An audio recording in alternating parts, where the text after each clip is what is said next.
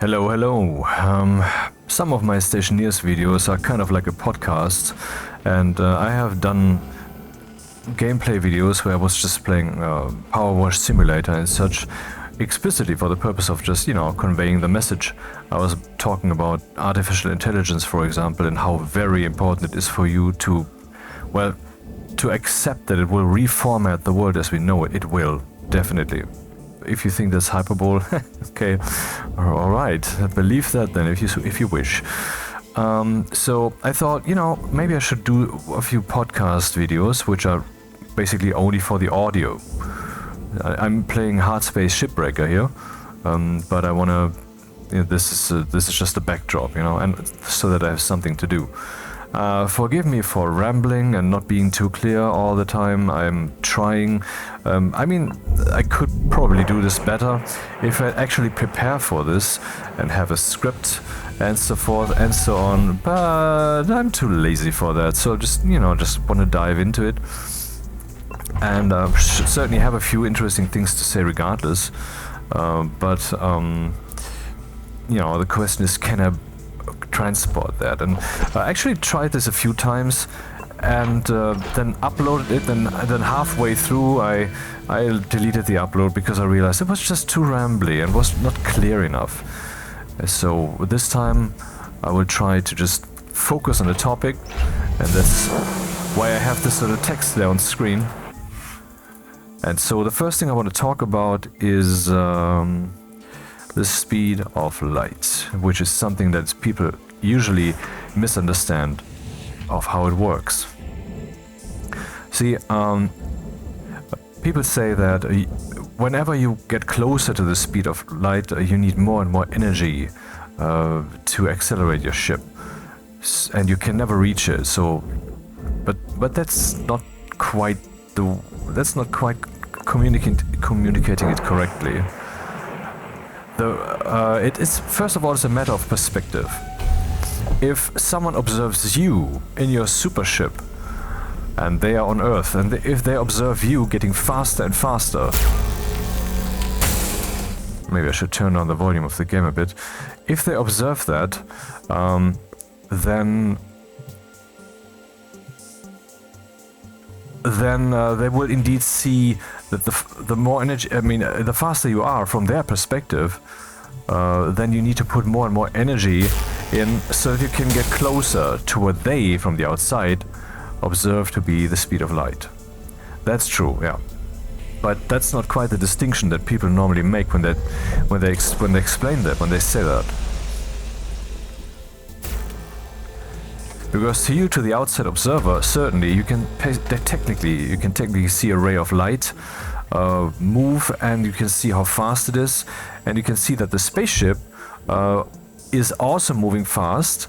But whenever it puts in a bunch more energy, then the amount that it gets faster in relation to that light that is also moving parallel to it, so to speak, will be smaller and smaller and smaller, and it will never catch up to the actual ray of light. But that doesn't really inform you. You have to think about the first-person perspective. Because if you are flying in that spaceship yourself, at all points in time, you can say, I stop my drive, and now I am at a standstill.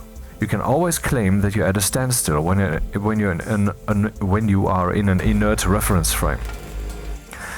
What I'm saying by that is that whenever you then accelerate for 10 minutes, the amount by which you will accelerate will be the same, because you're starting always at a standstill. Of course, you're not at a standstill in relation to Earth, for example. You're flying faster and faster in relation to it. But I'm saying from your perspective, it's not like you're catching up to the magical speed of light, and then you observe yourself not really getting faster anymore, since you have already put so much energy in, and you just can't get any closer. That's not how it works. Instead, you can get faster arbitrarily. There's no limit to that. Let's say you would fly from Earth to the Andromeda Galaxy, which is 2.5 million light years away. So if you would fly at the speed of light, you would take 2.5 million years to get there. but you cannot fly at the speed of light. The light will always be exactly about, well, almost precisely 300,000 kilometers per second faster than you, no matter how much you have accelerated so far. So you will not even get closer to the speed of light from your perspective at all. Doesn't matter. Doesn't matter if the ray of light, doesn't matter if the photon came from Earth behind you in your direction, where you're flying to the Andromeda Galaxy, or if it came from the back of your own ship, which is already underway and very fast. That doesn't matter in regards to the speed. The photon will always zip past you at about 300,000 kilometers per second from your perspective, and de facto, the speed of light is absolute. When it comes from Earth, it will be very dark, it will be very redshifted. We're talking about redshift when the wavelength gets slower, you know. It doesn't mean that it is now more red than it was before. Something that also not too many people appear to know is that light is just electromagnetic radiation. Same as radio waves, which are on a slower frequency than visible light. And conversely, X-rays are on a higher frequency than, for example, ultraviolet light. See, the slowest visible light is infrared light. Okay, infrared is not quite visible. A red light then. And then the higher the frequency gets, eventually we arrive at blue light. That's why we're talking about redshift, about blue shift, when we're trying to express the frequency gets slower or faster. It doesn't mean that the light actually gets redder or bluer. I mean, what if you have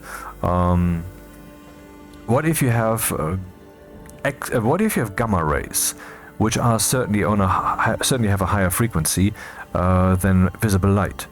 Can you blue shift that? If you blue shift that, it sounds as if it's getting slower in frequency, and of course that's not the intention. So you can't take that. It's a metaphor when someone says blue shift and red shift and so forth. That's what that is.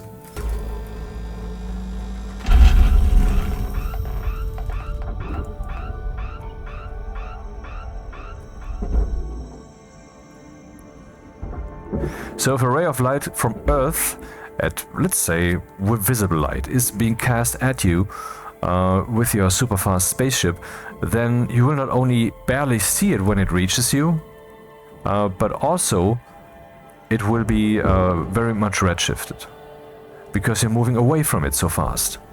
So you're not moving away from the photon, because the photon doesn't care about you. It's light. It doesn't care about anything. It's light. But the form of the photon, the frequency, that will be affected. Anyway, so when you're flying faster and faster, just, you know, you stop every once in a while, take a look around, then you accelerate again for 10 minutes. Every time you will get faster by the same amount. What does this mean? It means you can fly arbitrarily fast. So does this mean you can actually fly faster than the speed of light? Technically, yeah, you can fly from Earth to the Andromeda Galaxy, which is 2.5 million light years away, while you had been looking at that distance while you were sitting on Earth with the telescope, was 2.5 million light years, but you can get there in like a nanosecond. Of course, I mean, that's a ridiculously extreme example. You will never have that amount of fuel, and you will probably collide with some dust particles on the way, and the momentum that you would have to get there that fast would be so extremely high that the high energy of impact would probably be like a supernova explosion, even though it's just a very small spaceship that you're in, maybe. I mean, ultimately, one atom flying towards a galaxy fast enough and hitting one component of it could theoretically cause an explosion that wipes out a trillion galaxy clusters in radius if it has just been fast enough. Technically, there's nothing that speaks against it. At least I'm not knowledgeable that there would be somehow magically some kind of quantum tunneling effect that would then avoid that or something. I think that would indeed happen, but it just never reaches that. How would it do that?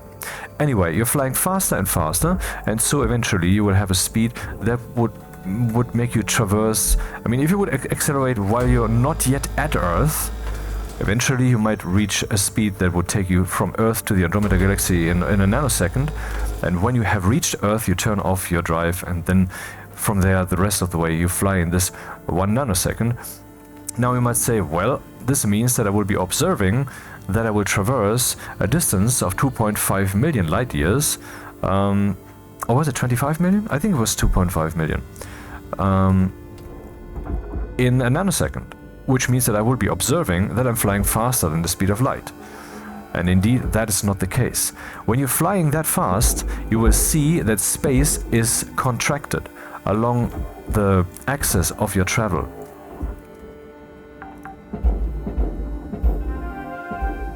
So technically you could say, well, the faster you fly, the more the entirety of space will become kind of like a disk that you're flying through. Though only kind of, because space is presumably infinite. But let's not go there right now, let's stick with the speed of light. Another thing that needs to change is time, of course, because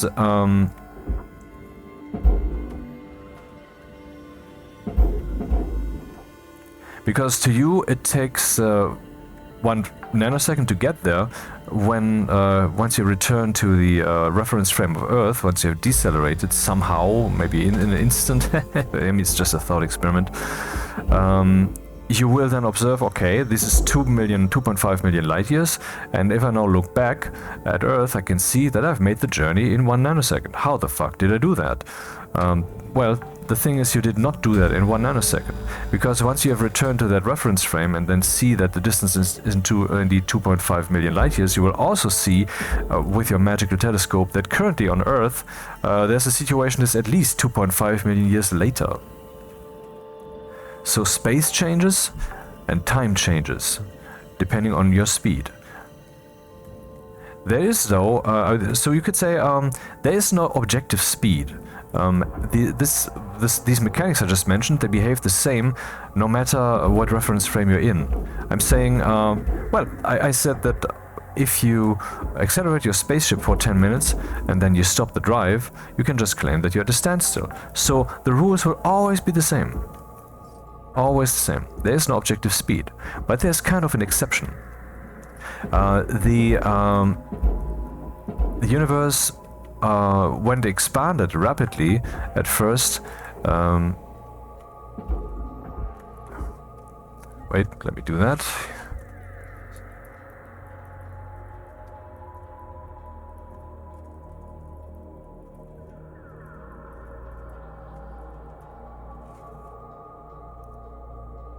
Don't even know if that fits on screen.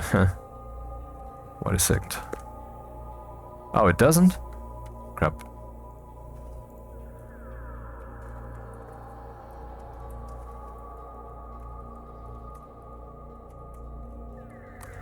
That should do the trick. Not! Ah, man.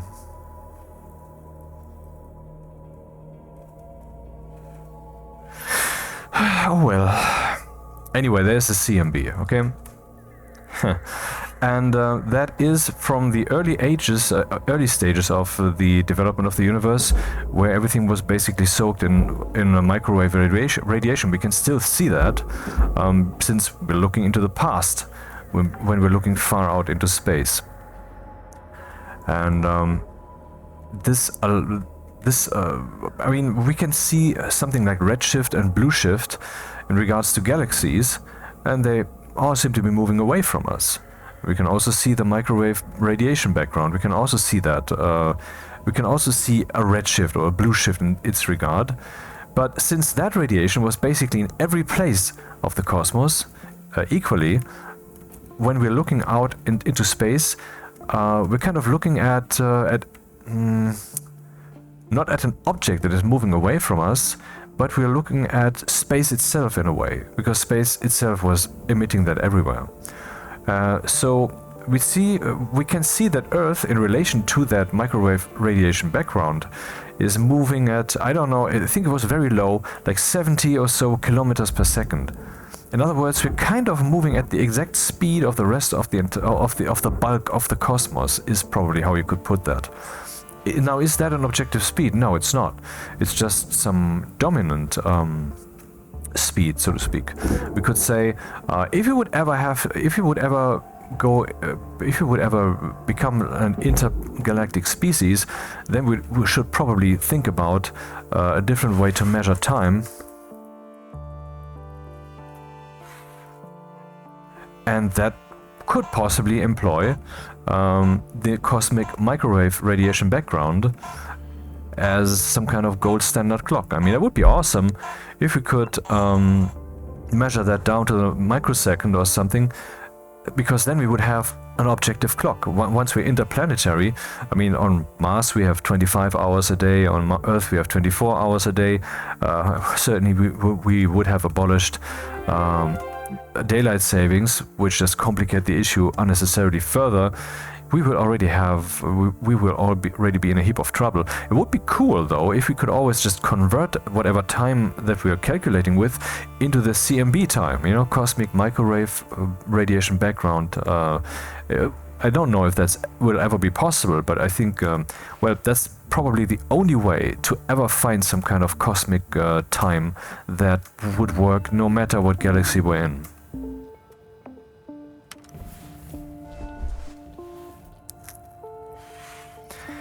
So let's talk a bit about quantum mechanics, because that gets us back to the cosmos in a way that will be surprising to you, and that I think no one has ever thought about, or at least talked about.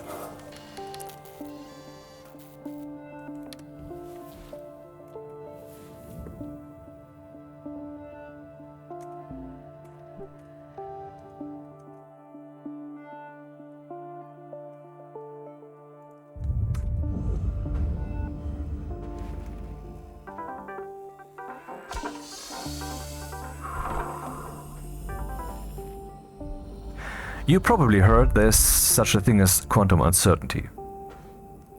That is when we try to measure the speed or the location of, for example, an atom, you know, a quantum mechanical object, something very, very, very small, to arbitrary precision. We can do either, but we cannot do both.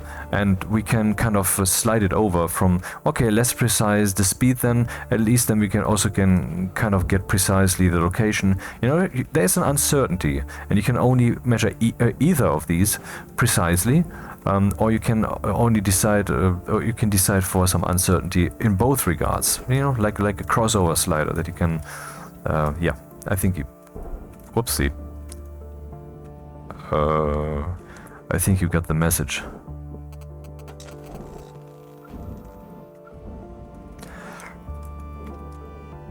So, so that's one aspect that I will come back to later. And another aspect is quantum entanglement. We can have, for example, an atom entangled with another atom, so that they share their quantum properties. Now we can carry one of these atoms far away while it's still entangled with the other one, and then we measure. Now, measure is often then misinterpreted to mean something like awareness, consciousness, but that's not what it is. We're just, you know, when I say we, I don't say we scientists, because I'm not one. I'm just saying we, mankind as a species. So then we can collapse that quantum state. We don't know yet what exact state the atom is in, but if we measure that, then we find out. But the interesting thing is that in that moment we are defining it. It has not been defined until we measure that. It's not that we don't know it. No, the universe itself doesn't know it. It is not yet defined. It's just, it doesn't matter, which is something I will also come back to later. If you now carry these very much far apart, and then we do the measurement, we still have the same effect. And this, if we measure one of the atoms, which will then define its quantum state, and the interesting part is that the other atom, which was entangled with that, will then also be measured, will then also collapse its state to a defined state. I think it's the opposite, exactly. So one state is like this, and the other will be opposite. But that's not really the point here. The point is that happens in an instant. So there we have something that Einstein called spooky action at a distance. And he is not the one who discovered that. He was rather mocking that, I think. No, and I also am not entirely sure if that is how it went down. So let's not stick with that so much. So there's actually, mankind has gone and said, okay, why not use that for encryption? It cannot be used for communication, but we can use that for encryption. We can transmit the encryption key for classical encryption using these quantum mechanics, because if someone were to listen in to our transmission of that key, that would collapse the state, and we could detect that this has happened. And when we detect that, then we just say, okay, resend the key, resend the key, resend the key. Aha, this time no one measured. Okay, now we have transmitted our secret encryption key for classical encryption securely, and then we can work with this. And this already exists and is being used. So now that so far has been accepted science and is accepted engineering, and that it's real world stuff. Now I will introduce my personal flavor, my personal view of it, which means that now we're leaving the ground of accepted science. In other words, don't repeat that. But I think these are my views of the cosmos, and I think they're pretty interesting. So where do I go now?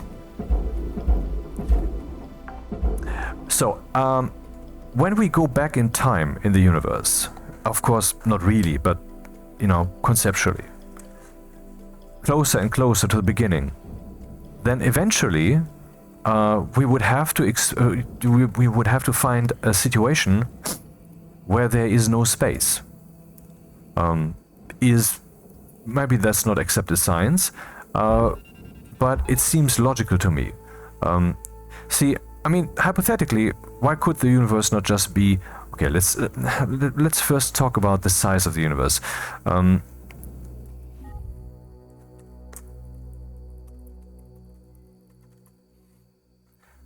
According to science, the universe is probably infinite.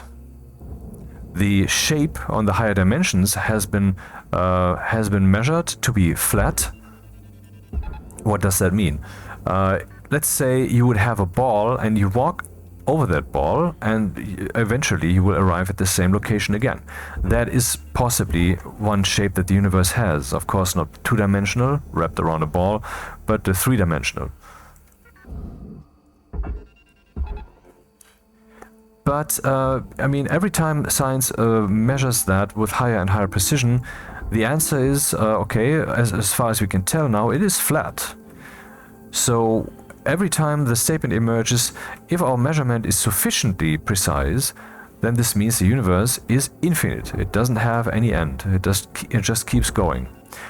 But we cannot measure that with perfect precision, so we can only guess that the measurements, we can only say the measurement so far says it's flat. But if we would measure that with higher precision, it might turn out eventually that it does curve back on itself. That's always a possibility. But, I mean, so far it looks to just, you know, keep going. If the universe is infinite, then that would mean that the universe was always infinite from the very beginning. Because, I mean, the universe has been expanding, right? There's the metric expansion. The metric expansion of space, which is happening in every place. Our star system and even the galaxy is held together by, ultimately in principle, nuclear forces, but on a larger scale, of course, by gravity.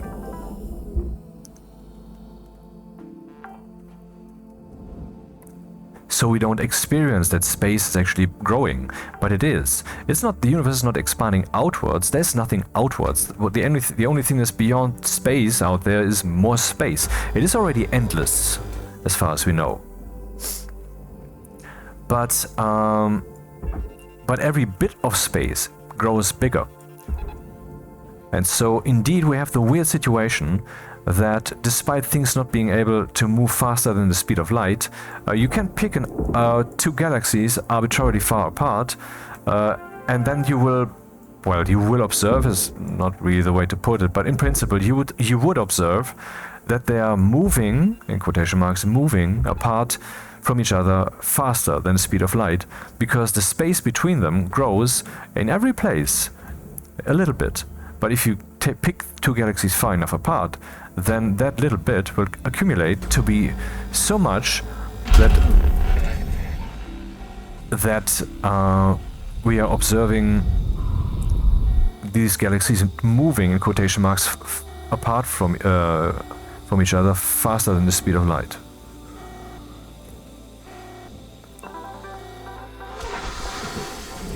So that's the metric expansion of space, and the Big Bang is that metric expansion, or the Big Bang has been a rapid phase of expansion of the universe that eventually ended. I'm not sure. One of the two. Certainly the Big Bang is not some kind of magical explosion at the beginning where there was only a point and then it exploded in a nanosecond that was then suddenly very large or something. That's bullshit. That's not the way it worked. And also, if space is infinite right now, then certainly it was infinite from the start. Because, I mean, it's a non-discrete process, no matter how fast it was, as long as it wasn't like a step in, like when you can just write some new text on screen, haha, now the universe is bigger. If it was a non-discrete process, then in consequence, of course, it cannot have it cannot have turned the universe's size from finite to infinite. That doesn't work. That cannot have happened. So, infinite from the start. So, hypothetically, maybe the universe was already something like space from the very beginning.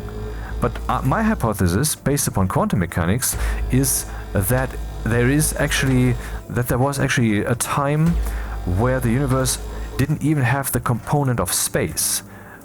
And that's, I believe, how spooky action at a distance works. I think we need to rethink quantum mechanics. I think we need to understand that what we're dealing with there is not really something that happens in space, but something that is rather conceptual, rather logical. We're dealing with the logical infrastructure of the cosmos down there. See, when we have this, in quotation marks, spooky action at a distance, what really happens from the perspective of quantum mechanics is it's just doing its thing. And from that perspective, there isn't even space. There is no space. It's not like this is reaching magically across light years, collapsing the other atom also, indeed in an instant, which is indeed what happens there. It's faster than the speed of light. It's instant. You can look it up. It's true. So, that's not what's happening. It is not reaching through space and making that happen. Instead, from the perspective of the process that's happening there that does that, there isn't even space. That is my perspective. Why would I say that? Let's assume for a moment that the universe was not, from the very beginning, already space. And that's not,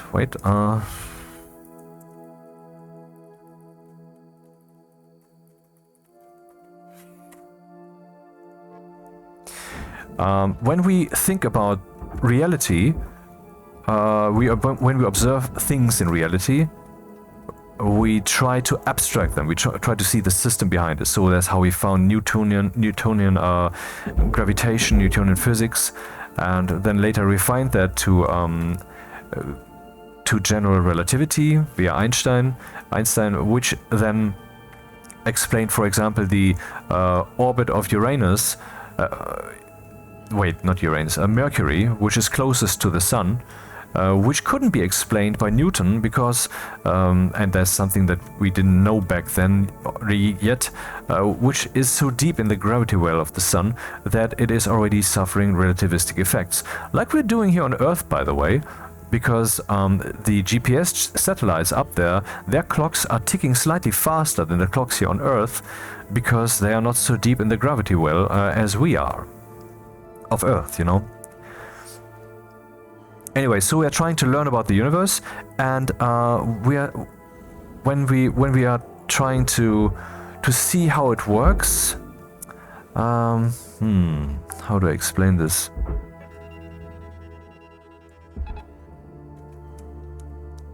Well, what I'm trying to say is, if we use a microscope, a very strong one, we are looking eventually at the nuclear realm and quantum realm, you know, and not in like Marvel universe, but you know, forget that they are also using those terms, okay, basically, because it's all just fantasy there. So were there planets at all times during the universe's evolution? No, there were not. At some point there were not planets, and not even stars, but there were atoms. I'm saying that if we rewind far enough, then we will find more and more only the fundamental building blocks out of which the world that we live in today consists. So the further we go back in time, the simpler the universe will be. The less evolved it is, the more the components that we can observe are really just the fundamental building blocks. And interestingly, the same happens when we use basically a microscope, when we look deeper and deeper into the smallest scales. So if we use this, now we have three thoughts at the same time. One is things get simpler the further back we go, and they get less and less defined. I mean, currently we have very defined shapes in the universe. We have, for example, us, the people, walking around here on this planet. And we have planets, and so forth and so on. That's very defined.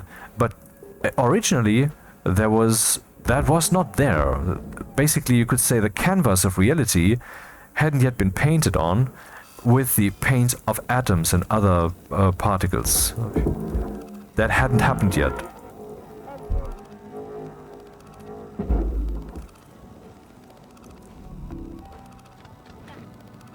So that's concrete stuff, but the atoms, they're abstract stuff.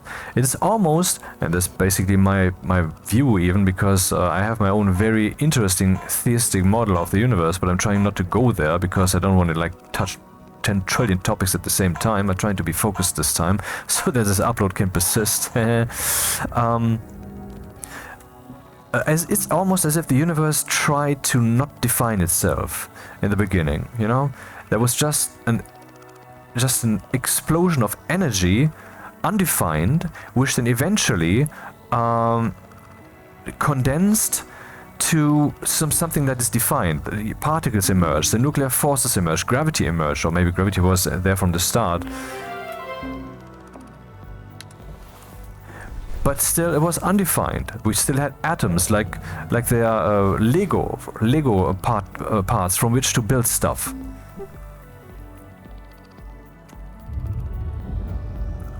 So I'm saying the closer, when we go back in time, we are meeting a world that is less and less defined.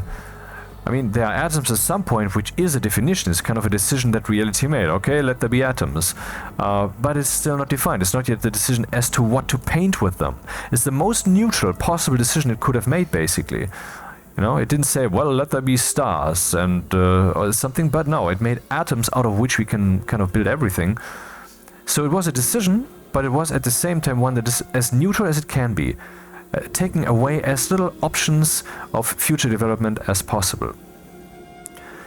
And so it is my take, the further we go back in time, the more we will actually see, well, the less definition we will actually see, the less components we will see.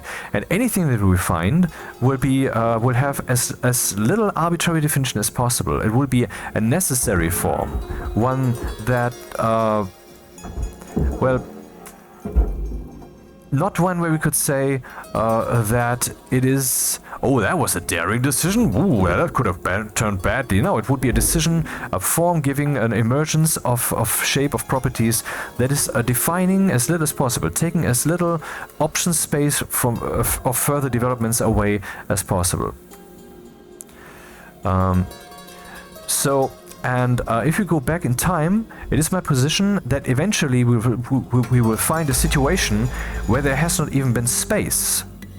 That would be very close to the beginning, where I would assume the universe kind of faded into existence from an original state that was perfectly neutral. But okay, let's stick with quantum mechanics at smaller scales for now. and change the music, which is a bit annoying.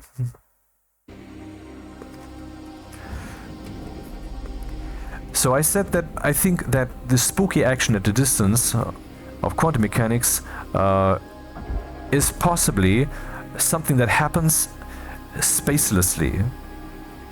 Well, I mean, we currently have planets that are made out of atoms. Are there still atoms? Yes, they are. And in this way, if at some point in the development of the universe there was not space, then in this same way, I believe, right now there still is not space. Like the fundamental situation that the universe was in, out of which then evolved space, out of which then also evolved particles and so forth, I believe that all of these situations are still there, like layers, like the foundation upon which everything emerged. And that something like the quantum mechanical spooky action at the distance is happening because that infrastructure still exists and is also necessary because it's the foundation upon which everything rests.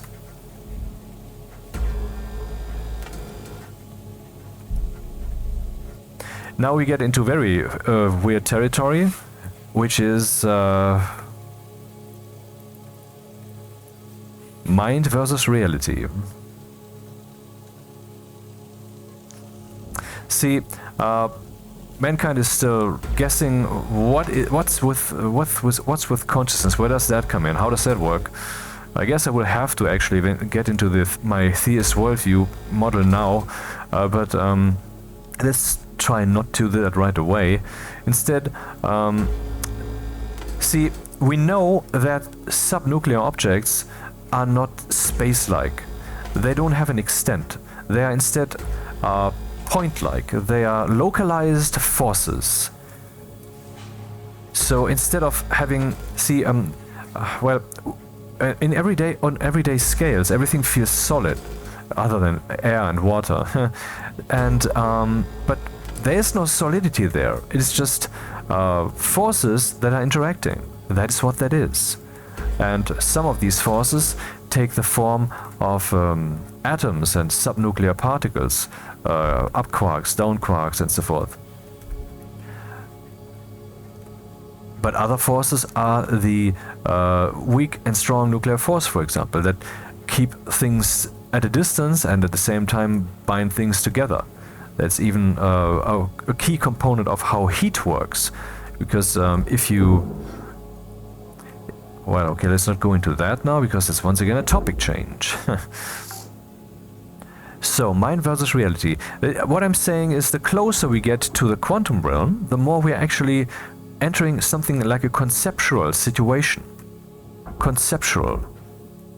Because what was a material thing that had an extent on a larger scale, when we look at the smallest things, then we will observe these smallest things, they do not have an extent. They are just in a place without extent. They are just localized forces. And simultaneously, when we are dealing with those with objects on those scales, we also have quantum mechanical effects, where there seem to be action that just ignores that there's space, or it just doesn't seem to care how much space there seems to be. And I think a reasonable way to look at it seems to be that maybe it does that because from its perspective there is no space, which you probably haven't heard before as a concept, and indeed I came up with it today. And I think that makes sense. Anyway, so we are dealing with a situation where space extent no longer matters, and where matter itself becomes rather conceptual. And that's interesting, because could that mean that when we are looking for consciousness, we have to look on those scales? Could it be that we are indeed living in a theistic cosmos, where the entirety of reality is basically resting upon a cushion of consciousness, so to speak?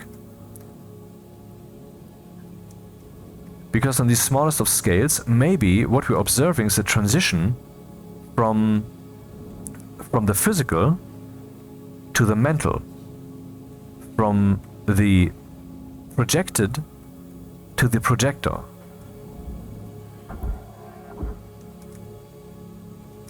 Pretty wild, huh?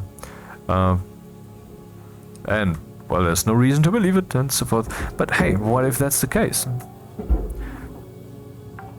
Now, quantum uncertainty, the more we get into these smaller scales, the less certain we can be about the state of things.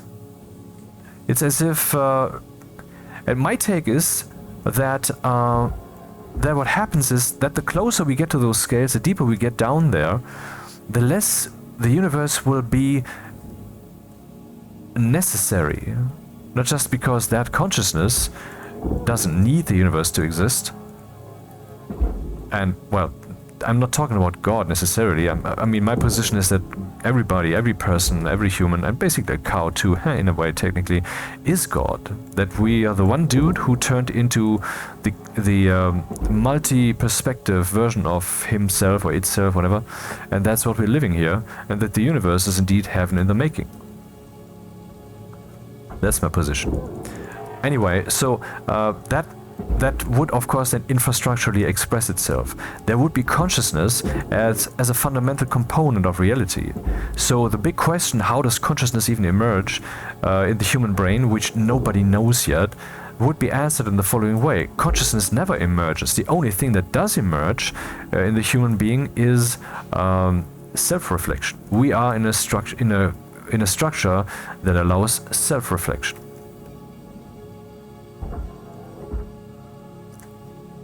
So we are the universe looking at itself, experiencing itself. We are all one, basically.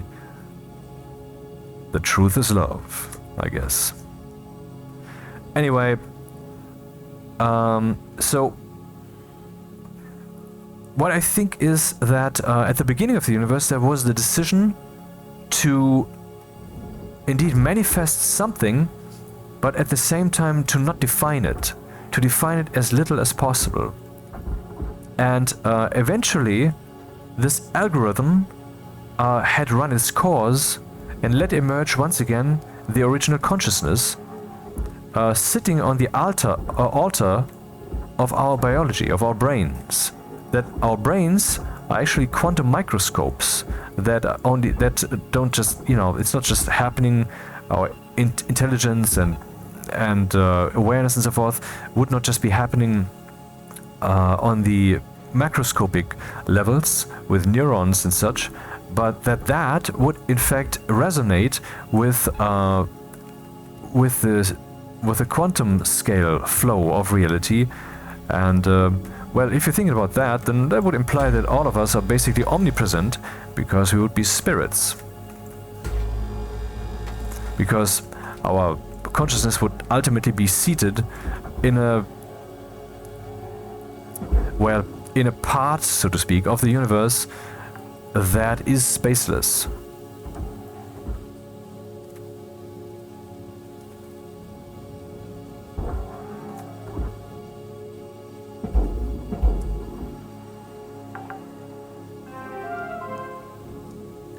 Well, and see, I was talking about necessity. When we would go down there into the quantum scales, further and further, things seem to be uncertain, right?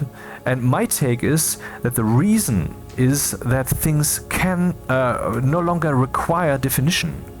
I mean, if we have some quantum entanglement situation which can persist for a while, and then we measure that, in other words, we're exposing it to the rest of the universe, so that it is then forced into making up its mind what it wants to be, then it will make a decision. But until then, it hasn't, because it didn't have to. And I think that's a concept we should that might actually apply in general. That we can think of the universe on those scales to sometimes not have the need to have a defined state. And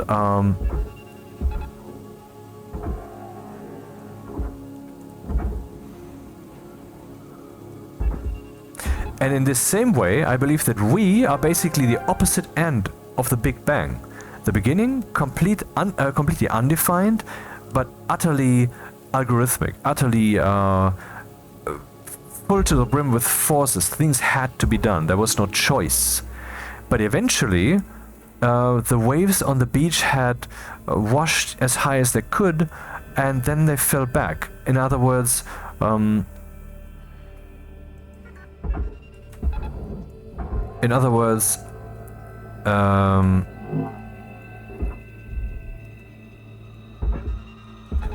what we might be is the silence in our minds, in our brains. We might find the silence that ultimately decided to spawn the Big Bang.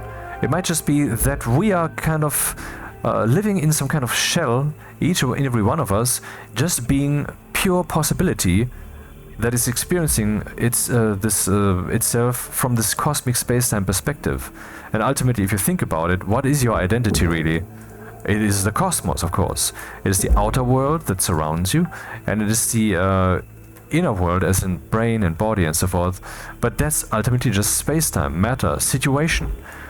Who you ultimately are, well, I guess you don't have an identity. You just exist. Your awareness, your mind, consciousness, living fantasy, basically. Only you are in a defined situation. The decision, what form you take, has been made for you. Before the universe, you were free to choose any form, Mr. God. But now you are in this coexistence space where necessity defines you. But my position is that we are not yet at the end of this entire development. My position is that the freedom, the necessity to be defined will decrease even further, so that we can ultimately be so free that we can even feel ourselves physically back into some kind of perfect, into some kind of form that we deem perfect for the purposes. In other words, if eventually the evolution of reality has developed far enough, then we will even experience something like arms growing back and such, which is currently, of course, deemed impossible. But my world model explains all of that too. But I don't want to go into all of that. It's just too much at once.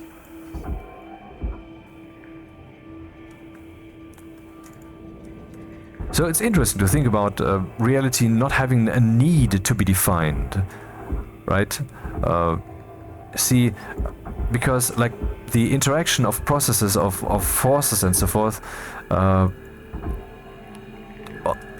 in the quantum realm, on the quantum scales, can actually be so have an orchestrated situation that just makes it unnecessary for space or for the form of reality to actually be defined. So it can just drift about in a half undefined way. Still, I don't know, a hydrogen atom, but some aspects of it are undefined until reality requires the definition.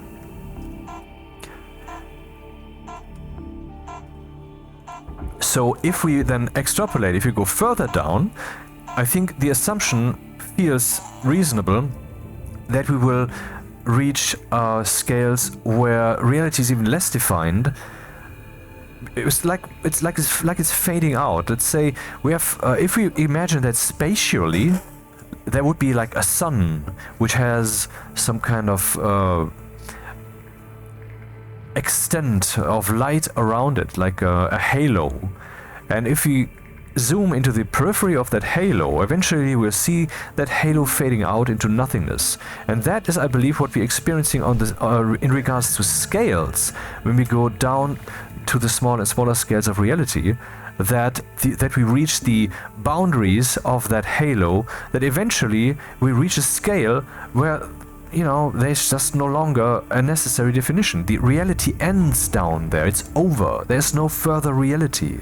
It's just there's nothing left.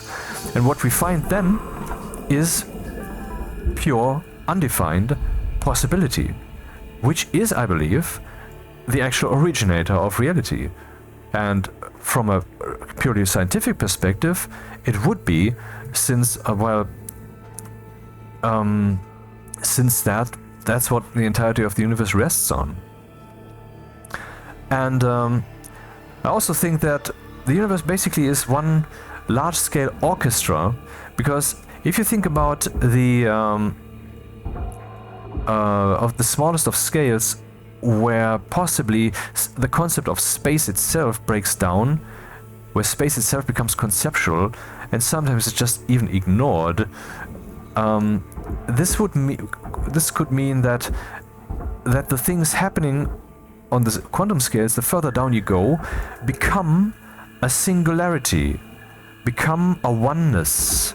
The oneness of pure possibility, flavored with the current state of the cosmos, and then feeding back into the flow of reality, letting quantum states and the motion of atoms and so forth emerge in some kind of orchestrated fashion that emerges from this oneness into which everything fades the further down you go in scales.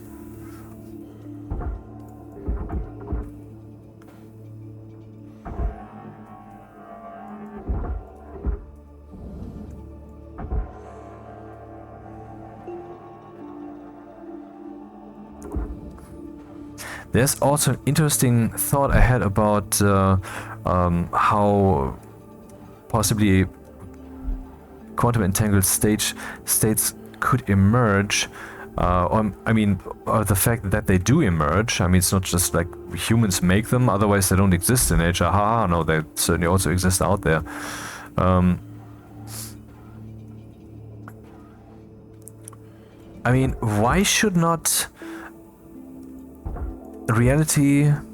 Okay, so I can't think of it. I know it's something I wrote down somewhere even, but I can't grasp it now. Too bad. So what I believe is that basically what we're experiencing is we, God, decided to have basically the ultimate self-experience. For that, maybe I should go into God before the universe. Or first, maybe the nature of time.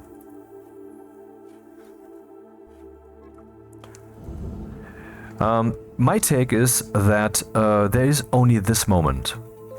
That future and past, which we have never experienced, never. You have never experienced the future. You have never experienced the past. You only experience right now. My take is that, eternity, which would be the thing like before the universe, so to speak, the timeless situation that God would be in, is the situation we're in right now. It's just the most natural thing. It's not weird or beyond or unimaginable. It's the easiest, simplest, most natural thing ever. It is now. We're experiencing eternity all the time. Only, we are in this... We know we have to pay our bills. We have to basically create the energy that's necessary for us to sustain ourselves by doing work and then making money and so forth. Ultimately, that's all comes down to being energy, or to dealing with energy and so forth. And everything is loud and necessary, and there are bad memories, and there are aspirations and plans, and something that happens tomorrow, and we have to go to work and so forth. And all of that distracts us from just seeing the moment. And I mean, maybe you have heard that oftentimes, that you should try to live in the moment, right? I mean, in a balanced fashion, of course. Not like, hey, I will now spend all my money, for he said, let's live in the moment. No, that would not be good, because then eventually the moment would turn bad. You don't want that. You need to live in a balanced way, in the right now. In other words, I mean, if there's currently, for example, an asteroid headed towards the moon, and has almost hit it, then you can be sure that it will hit it because it's so close already. That is a situation that would be true right now, and so the subsequent form of now, of the living moment, would be pretty much. It would be clear what happens. How do I split this up, man?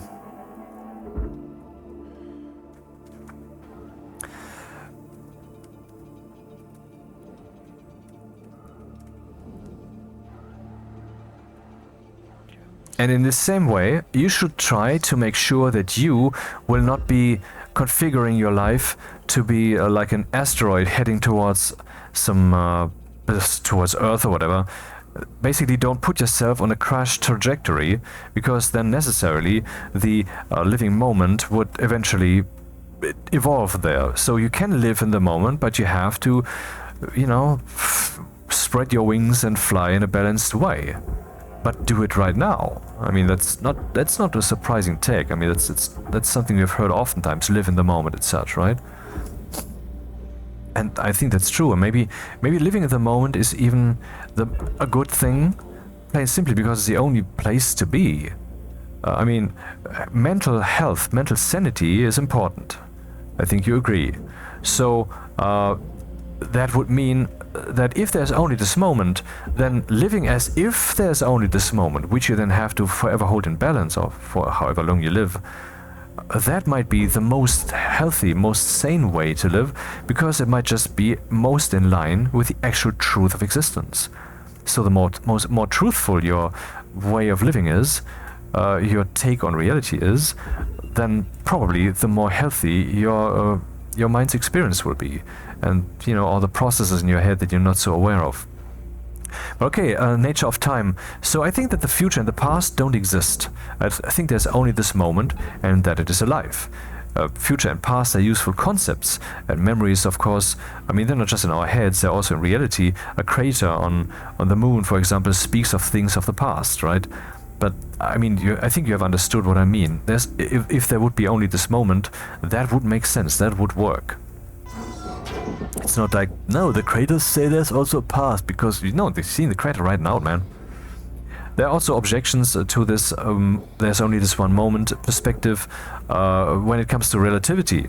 People would say, well, there's different nows, basically, but that's bullshit. There's a now in the Andromeda Galaxy right now. That is, we can just not reach it. We can just not teleport there or something. I don't see there to be any contradiction if you really think about it. But anyway, okay, nature of time. So how old is the universe? It may be that the universe is infinitely old. But if you think about it, that's not possible. Because that would mean that we have an infinite past. But an infinite past, that doesn't make sense. Why does an infinite past not make sense? Because we are traversing time in a linear fashion. Well, let's say that the moment is being simulated at a steady pace. It's not teleporting or something. It's not skipping. Just like space didn't suddenly expand in one moment from finite to infinite or something. So if we look at that, then it's pretty clear that there cannot be an infinite past. Because if there would be an infinite past, then we would never reach the current moment. Because the amount of things that would have to have happened before would be infinite. In other words, never ending. In other words, lasting forever. In other words, it would take us forever to get here, wherever here is, wherever now is. Man, I really need to repair my stuff. I never heard this sound.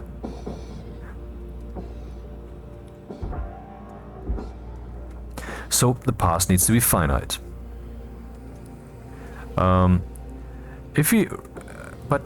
People would claim that maybe there was a beginning of time, right? Certainly. But that's also bullshit. Because time is the potential for things to change. And if there was no time taking place, and then eventually there was time taking place, that would be existence, the thing that we live in, that we are part of, that we're trying to investigate, having changed.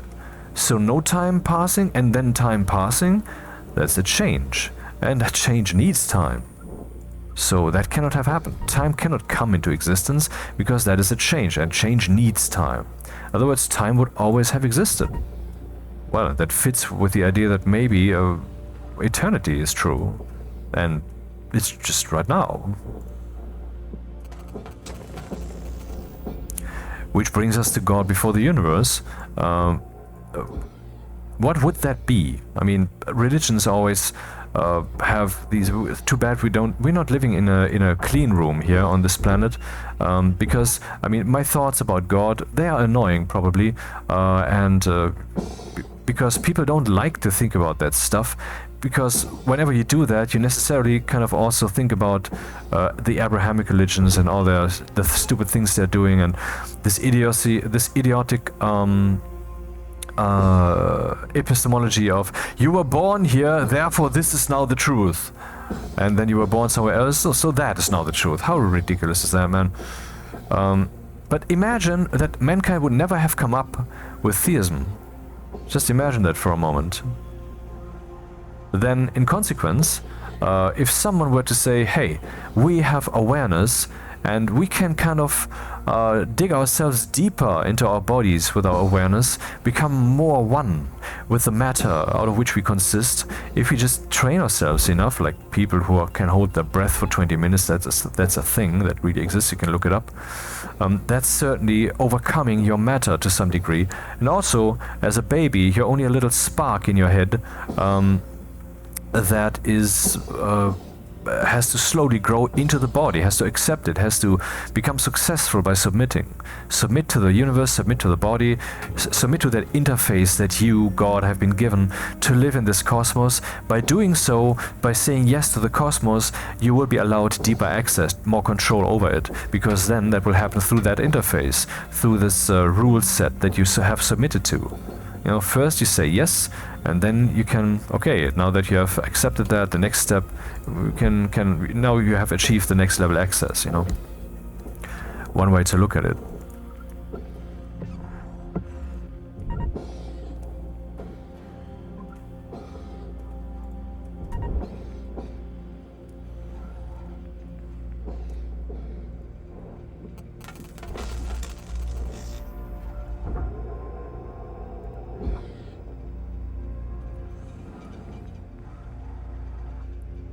So we can dig our minds deeper into our bodies, and some people are good at that and have trained that, other people are just drifting along, but all of us have been doing it because, I mean, you were a baby once with no control over your body really, but now you're one with yourself, pretty much, right?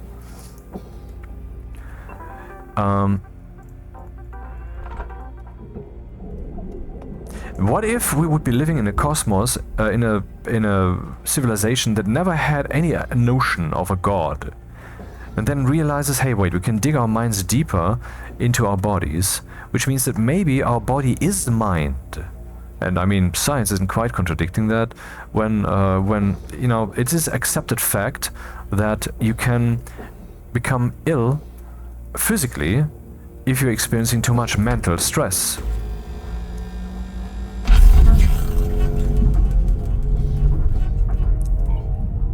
Which means that the physical and the mental is connected very deeply. And the question is, how deeply is it connected? Have we really explored that? Maybe it is actually possible for us to, in principle, unlock ourselves completely, so that mind and matter would be the same thing. I mean, there are supposedly some yogis, or whatever the term is, who can, like, heat their bodies or have control over their bodies on levels that are unknown to us. Maybe that is so, or maybe not. But, you know, in this universe, in this society, when there was never the notion of a god, maybe someone would then say, hey, what if the universe was actually spawned by a will, by someone make a decision, and then we are the coexistence version of that. So the one became the many. What if matter and death and all of that is only an artifact, a necessary thing that makes possible one mind to coexist as many? And that would of course also be a ridiculous thought, but it would be one that people would be more willing to think about, to consider, maybe even scientifically investigating, maybe that's possible even, than in this world where everything has been so polluted with these ridiculous ideas of a god. See, and that's why I would hold that thinking about that makes sense, because the notion that it doesn't make sense to think about it is caused by the particular path that mankind took through reality, but that cannot have any bearing on what the truth of the cosmos is, what kind of stupid choices mankind has made. And therefore I like to explore that. I'd like to think about this originator, this hypothetical originator. What would it be like? But the interesting part is, maybe we first have to think about free will. Because free will is terribly hard to define. I mean, if you would say, well, free will is if I can do what I want, if no one forces me.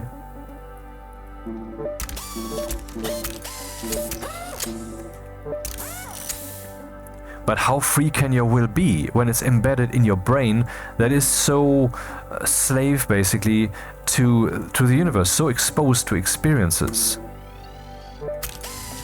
But maybe we can actually experience something like free will, weirdly, in a moment when we are forced the most to make a choice, when we are driving towards a traffic light. In Germany, the traffic lights turn from green to yellow and then to red, instead of turning red in an instant. And so there would be a point in time when you're driving towards the traffic light and it turns yellow, and if you have the right speed and the right distance, you would now be in some complete undecided space, like, do I stop or do I continue? You might say, well, if you're in that situation, you would certainly opt to continue, because that's ultimately the goal of your that's the exercise. You're trying to get to a place, right? But I think we can factor that intention in to this undecidedness, so that we just, you know, change the distance from the light, from the traffic light, so that this undecidedness situation can emerge again. Then we suddenly don't know. Do I stop? Do I keep going? All factors are the same. Everything turns out equal. What choice will I make? That is possibly a way to picture a bit what free will would be like. But ultimately, a will that is truly free would be one that is not burdened by any necessity, that is not pushed by any nuclear flow, a mind that is before the universe, before there is this space. That would be free will. And maybe that's what's living as a spark inside of us. At least I do have a strong notion that I do possess free will. And I think most of us do, but that is, of course, has no bearing on what the actual truth of reality is. On the other hand, what if the universe is actually a creation, and what if we are its creator? Would then not our mind's perception be a reasonably valuable antenna to detect the actual truth of existence? I mean, often we're bad at it, but that doesn't mean that it's impossible. Maybe that's ultimately the best detector, the best arbiter of well, the best way to arbitrate, well, that's not the term, is it? To find what the truth of the reality is. To use our own minds. Maybe the truth is not out there, but maybe it's inside of you. What if you would take a look at your own mind, in your head, you know, close up, and then you would suddenly see it's holy. And therefore everybody's mind is. Because you would be like all the others. Of course. I mean, you are like all the others. So, free will. It's terribly hard to define. I mean, let's say before the universe, God would decide, okay, let's make the universe. Why does he do that?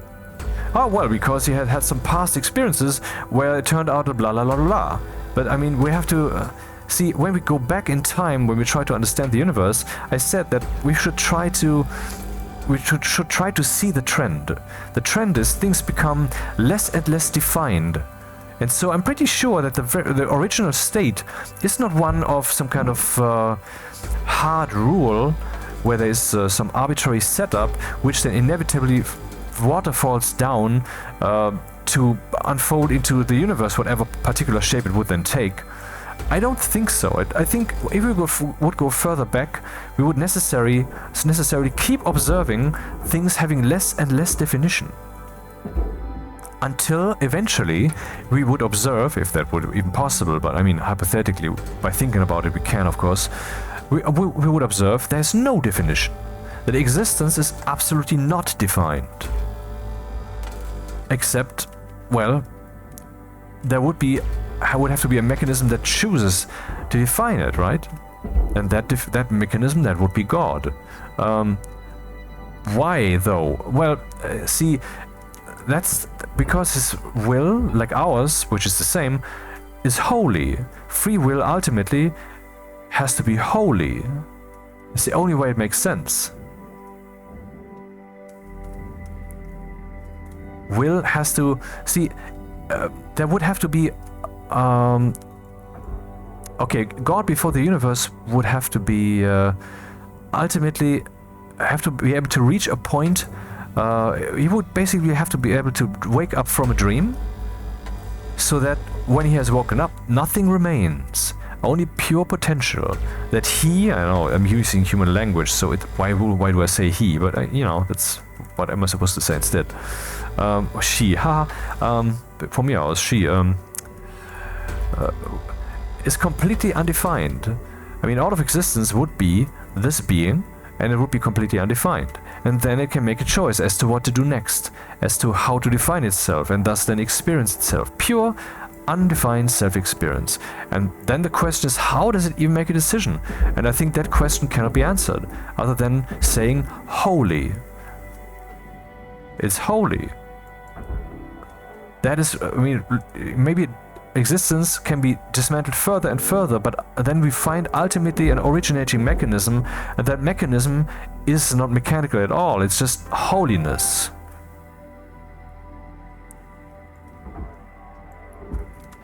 Which is, I mean, if you really think about it, just a cop-out. I'm saying, well, I don't know, therefore holy, but if you really think about it enough, which I have, I think, then you will realize that free will, I mean, I already expressed it, that what would you decide in a total vacuum, which is the only way that will could ever be free, that there's nothing that pushes you in any direction, that there's, I mean, if you would dream dreams and gather experiences in those, if you would then wake up again, that would be like us going back in time mentally to the beginning of the universe. We would find a less and less defined state until all that remains is pure existence that has no definition. So this means that the next dream would be taking place in a complete vacuum. That all the things, all the infinite amount of dreams that happened before didn't happen at all. Nothing happened. Every dream is the first. And so that would be, I think, a reasonable way to look at the nature of time. That time never doesn't exist, because time is just the moment that is alive, or in the case of the universe, time is this cause and effect concept that has to be followed by the mind, within which it can then make relatively free decisions. But even when there's only this eternal moment of complete undefinedness, there would still be time. Only, see, let's say there would be a universe with no objects in it. There would only be you and your spaceship. You're in your spaceship now. Now you're flying. And you're flying faster and faster and faster. You will never even observe that, because there's nothing against which you can measure that you're moving. So maybe that even means that objectively, truly, you are not moving. In the same way, when there's nothing defined, you know, in between dreams or before the universe, then maybe, I mean, time's still there, it just doesn't, there's just nothing happening in it. Because it hasn't yet made a decision as to what to do.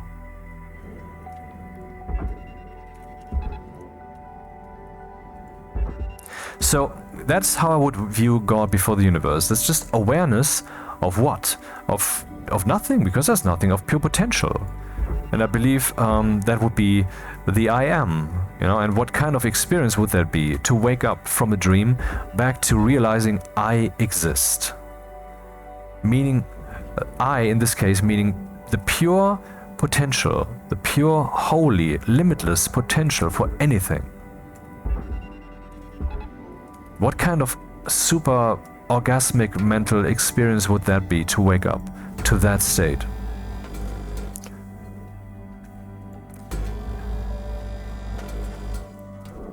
Well, and I guess that the universe is the algorithmic exploration of trying to, you know, basically conjoin the wake state, the I am state, and the dream state. that the freedom that this being, which cannot but wake up, except that being has now successfully tangled itself, has basically created the rock that it cannot lift, you know? That it will still keep waking up to the holy I am, closer and closer, while it's at the same time imprisoned in this system, while we are at the same time imprisoned in this system. In other words, I believe that our freedom, our potential, will ever increase, will never stop increasing, will ever get closer to that super orgasmic, unfathomable experience of I am, but in a coexistence space.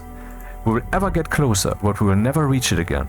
Only see at some point, when you're like making money to live in an apartment in a country and to have food and all of that, there will be a certain amount of cash that you need so that you can say, okay, now I can say I live. And everything beyond that could even be called luxury. And that's how I think about this. The freedom that we, the spirits, will attain eventually will be reaching a scale where we will no longer struggle with the world, where we will no longer be suffering the imprisonment that this nature is to us. And this would then lead even to a freedom so large that we would become immortal, because the necessity for us to die would also fall away. That this aspect of the universe, which I believe exists, of a reality not having a necessity to be defined, would scale up, that we would basically become quantum superpositions in the flesh, large scale, that we could feel ourselves into a different form, basically. Maybe this transsexuality craze that we're experiencing, observing, is even related to that. Or maybe that is even I mean, maybe it's just crazy, maybe it's just a fetish, maybe, well, who knows, whatever. But maybe what we're observing is very early expressions of true spirituality entering reality, and, you know, maybe sex, maybe the orgasm is not just something that evolution came up with, but maybe it is indeed the physical, the body, the universe perspective of the original I am wake up. Maybe that's what that is, in a way. And so maybe it's a very fundamental component of our existence. And so maybe it's not even a surprise, or maybe it could even have been prophesied, if there would have been a prophecy, that eventually that would happen, that some kind of that the spiritual wake up of us, the gods, would eventually begin to happen in a way that would at first be sexual, because that is closest experience-wise to the original thing that we were. And then eventually other scales follow, other things follow, other freedom follows. Maybe, who knows?